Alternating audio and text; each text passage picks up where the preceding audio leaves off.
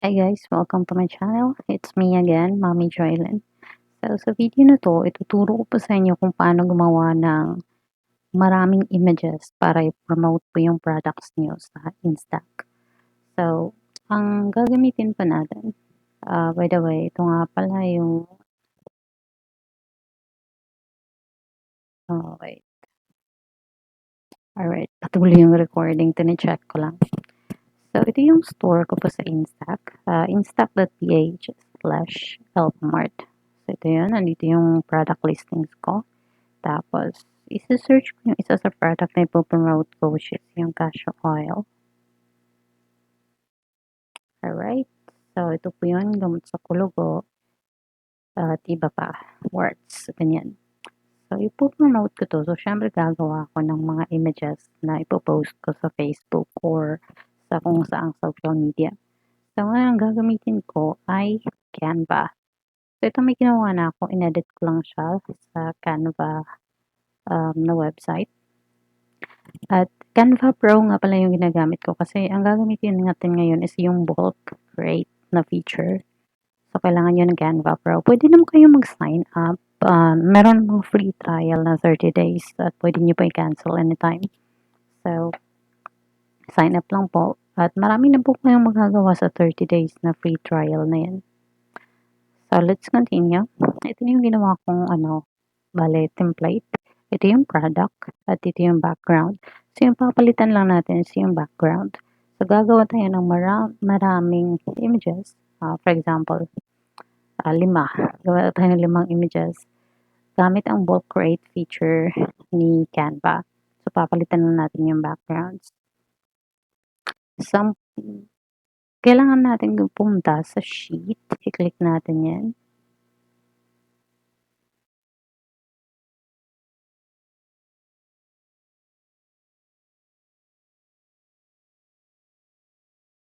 Tapos, lagyan natin label, images. So, ayan na yun, images. Tapos, ito kasi naka-frame to eh. So, ibig sabihin nito naka-frame. So, pwede ipalitan kung anong background yung gagamitin mo. So, ang ginawa ko, first is pipili muna tayo ng background. So, pili tayo ng photos. Search element. Pili natin nature background. Ito, naka-search na kasi ako niyan kanina, kaya andyan na. So, dito tayo sa photos. Tapos, click natin yan. For example, ito. Click natin. Tapos, add to folder. Gawa tayo ng folder. Ilalagay natin sa uploads. Tapos, create new folder. Lagyan natin ng name, bulk images. Tapos, move to new folder. So, yun na.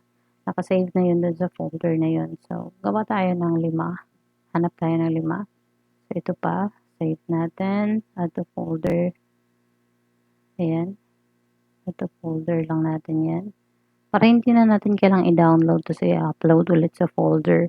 So, pwede namang diretso na lang. By the way, hindi to pwede. Kasi, kung mapapansin mo, yung image na ginagamit ko dito, meron siyang table. Diba? So, dapat hanap niyo na pictures na meron siyang table.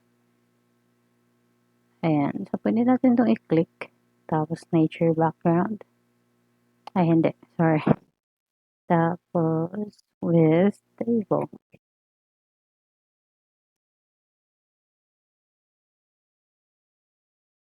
Ayan. So, ito, ay na-click ko yan. Ito, pwede ito. Save natin sa folder. Sa bulk images, add the folder. Bali, pangalawa pa lang yan. Tapos, ito, pangatlo. Hindi. Yung meron ko lang table. Ito, meron. Add to folder. images. Tapos, ah, hanap tayo mas maganda. So, pwede to. Okay, sana lang. 5 lang yung gagawin natin. At itong isa. Ang ganda din ng background na nasa bahay. Oh. Save.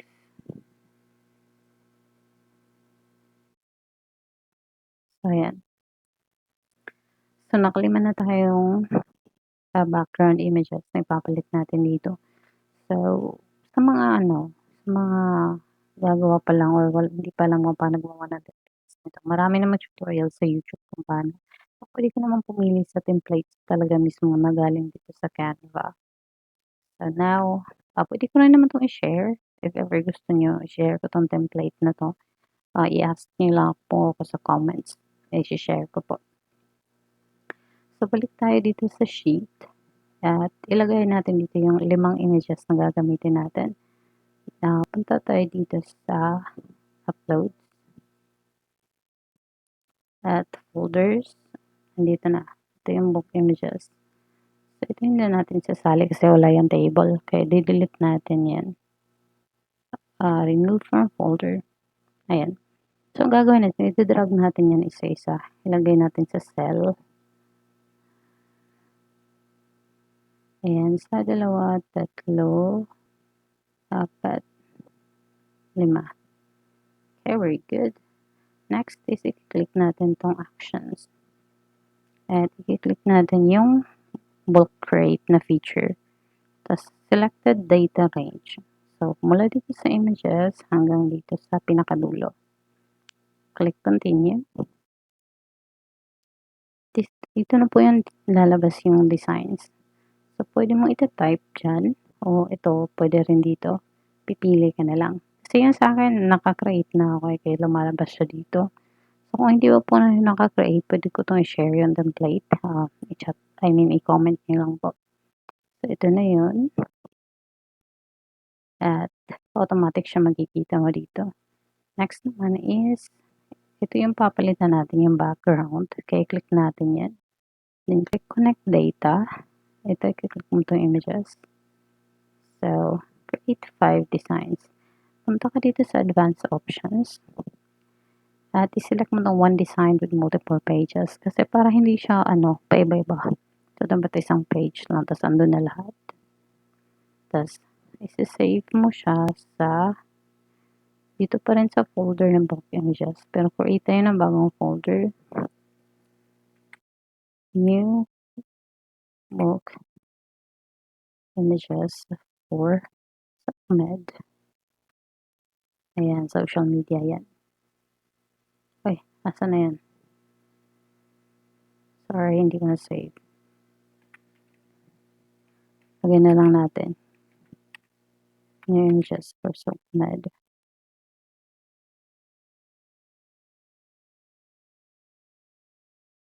Tapos, click mo yung move to new folder. Tapos, create design. Ayan. So, automatic, ira-route ka dito sa sheet na ginawa natin. So, dito yun. Ayan, nakikita mo one design. View and folder.